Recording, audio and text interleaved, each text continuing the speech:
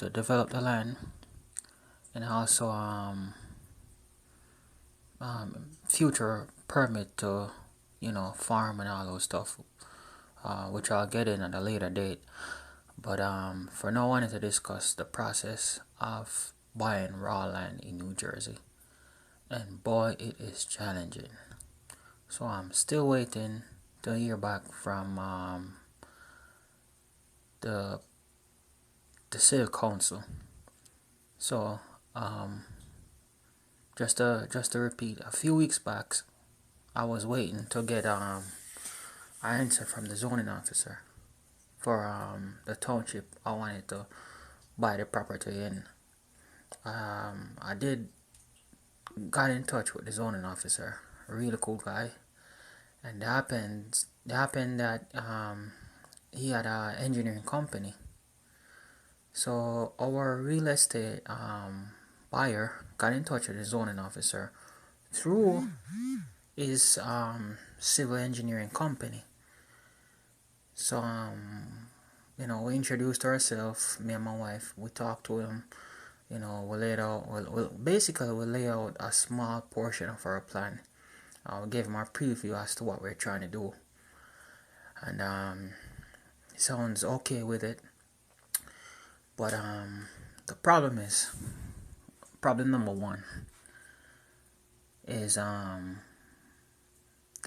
bulk and setback requirements. Now, the bulk and setback requirements for that township, I'll upload in the video right now. As you could see, it specifies the requirements for property sizes ranging from 5 acre, 3 acre, 1 acre, 22,000 square feet, and the list goes on. But in our circumstances, so one unfortunate circumstance is the property we're in the process of buying is 10 feet short in terms of the width. Now we're gonna go over some stuff. We're gonna go over property depth, property width, steep and slope, all those stuff, because the features of the property either make or break your chances of getting a building permit, or make or break your chances of even building or even putting a building on a property per se in New Jersey, and especially in the particular township want to build in. So yeah, the property, the frontal width of the property is 25 feet wide from the street. So basically from the Alpine Avenue, we have the width of 25 feet. Basically, we have a narrow driveway. That's what the township is saying. Our driveway from the property is narrow. Now you might say which driveway is wide, or what driveway is long enough, and it's a very complex topic, and I'll get deeper into it. The complexity varies based upon township, and when I say complexity in the sense of the bulk and setback requirements. So I'll show it in the video. So the bulk and setback requirements basically gives buyer or sellers a breakdown as to what the town expect in order to meet the building code, or in order to meet the zoning ordinance. So the property is 25 feet wide. That's one problem. The next problem is the width of the actual property from inside is 100 feet wide, and the township requires to build on a property. The property, 1 acre property has to be 110 feet wide, and ours is 100 feet wide. So we're short 10 feet. So I got frustrated. I started scratching my head. I thought I was doomed. So the best thing I could ever do, and this is an advice I'm sharing for anyone interested in buying property. It doesn't matter how or what you're gonna do with it. Is to go on the township website and look for loopholes. And these loopholes gonna come in a form of variances. Now, what is variance? Basically, variance is asking for permission to build even though the zoning law or the zoning code specifies something else. So you're asking permission to build on that lot even though it's 10 feet short in terms of the width, but applying for a variance will grant you that permission to build anyhow. But it sounds easy, but it's not an easy task. So as I told you, we got in touch with the zoning officer, and we discussed the bulk and setback requirements. We even discussed the septic. We discussed the water bed, because I'm planning to drill my own well. You know, I'm planning to do my own solar system. You know, because the whole point of us buying a raw land to build on is to eliminate bills. Bills in the sense of electricity bill, water bill. You know, the only bill we cannot eliminate, and it's a law, it's property tax. You know, and I'm willing to work and pay property tax as long as I live. But the whole point of us buying raw land to develop is to eliminate additional bills. So moving forward, so yeah, me, my wife, and the zoning officer was discussing the bulk and setback requirements. And mind you, the property is 1.9 acre in size, but it's shaped like a hell. I'm gonna show it in the video. The problem is the farthest depth of the property is facing roads. Now, if we were to use the other roads, we wouldn't have to apply for a variance, because the farthest depth of the property is 300 feet wide. Now you might think, oh, why apply for a variance when the back of the property is actually 300 feet wide, which would meet the bulk and setback requirements. The problem is the back of the property, which is 300 feet wide, is facing a private road. When they advertise a property being sold in the ad, they advertise the property being located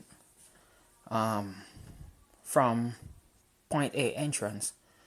Now, point A entrance would be the private road, and we're trying to use point B entrance. So point B entrance is the public road that we're so allowed to use. Point A entrance is a private road, which might be a problem for us to use, because two things. The problem with private road either belongs to a property owner, or maybe it's an easement that was created in between multiple properties, or the city or the town grant that easement that goes through different properties. Now, the problem with using easement or a private road is that if you set out to use that private road as your main entrance to get to and from your property, if your neighbor interject and say, hey, listen, I don't like the idea of you using our private road, no, they can go and take it up with the city, and the city might say, hey, they got a point, you know, because private roads are merely created by the property owner. Less of the city, but more of the property owner. So basically, the private road belongs to somebody. And if that person say, listen, you cannot use my road, you can't do nothing about it. And even if you go to a city hall and apply for an easement, that property owner still can say no and hire a lawyer, and whole 9 yards. Things get very complex. You know, because I even have one bad experience of driving on a private road. At one time I went to go look at a property, and that property was landlocked. And when I say landlocked, basically the property being landlocked, there was no road that leads to the property. So in order for us to even get close to it to get a good look, we had to drive on a private property. And it so happens the owner for that private road was pissed, because he's like, who are you guys? Why are you driving on my road? You didn't see a big sign, private road. And I said, yeah, sure, I'll get off your property. And he actually escorted us off his private road while I was in our car. Like we're driving out and he's right behind us in his truck. So that's my first bad experience driving on a private road. And that's what I even discussed with the zoning officer, that I don't want to use the other entrance of the property because that other entrance takes you on a private road, and I don't want to get in any problem with anyone over an easement or a private road. I'd rather to use the public road, you know. So using a public road would have been one less problem for us, you know. And also, it's an acre of land. So based on where I want to put the property or based on where the septic is going, we have to be smart about utility vehicles, heavy duty equipment, driving on the road.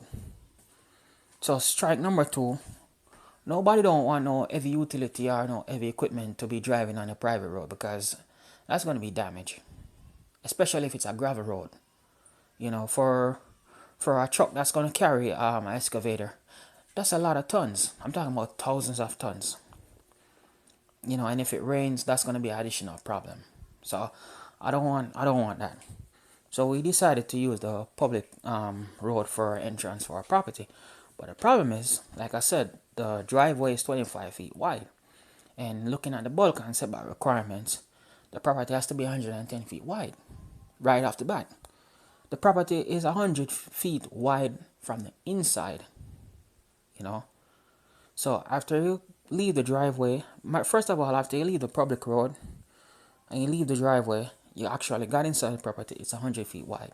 So now we have to apply for a variance, 10 feet variance, basically asking for permission to build anyway, even though the property doesn't meet the bulk and setback requirements.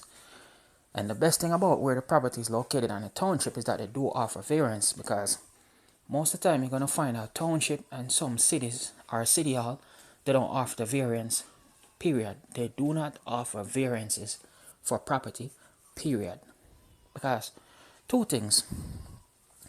Some of the aggressive township I've dealt with in the past looking for property, I asked them, hey, so since the requirement to build on a property has to be 0.50 acre or a half acre, and the property is less than that, how can I go about applying for a variance? And most of the time their response is that, oh, we don't carry variance, we don't offer variance. What is that? What is a variance? You know, and the next reply I would get is that basically due to the ordinance, the property wouldn't meet specific code for the city to grant me a variance. You know, so some of the responses I get is that, oh, the property is too small for a septic. You know, because you might think that you could buy a small piece of property and then tap into the city line for water, for a septic, or for electricity. Most of the time, the city, they don't want you to disturb the road. So, for example, I'm in City B. Now, City B just resurface and re-asphalt all the main roads, and you're trying to buy a property. So you apply for a permit, or you bought a property, and you're trying to get a bulk and setback requirement, and you speak to a zoning officer and say, hey, I'm trying to build a single family detached home, probably 800 square feet or 1,000 square feet. They might say, so how big is the property? Or let us see the survey for the property. And then the response you're going to get is that, hey, the property is too small for a septic system. And you might say, so couldn't I tap into the city line? They might say no. And you might say, why? Why I can't tap into the city line? And the response is that, hey, listen, we just did our road. We just re-asphalt our road. Most cities, they make it difficult for you to dig any trench or trench the road per se. You know, like they get a set budget a certain time of the year. And they say, all right, we're going to redo or re-asphalt this much of the road. So if you're trying to come and dig up the whole entire road just to lay some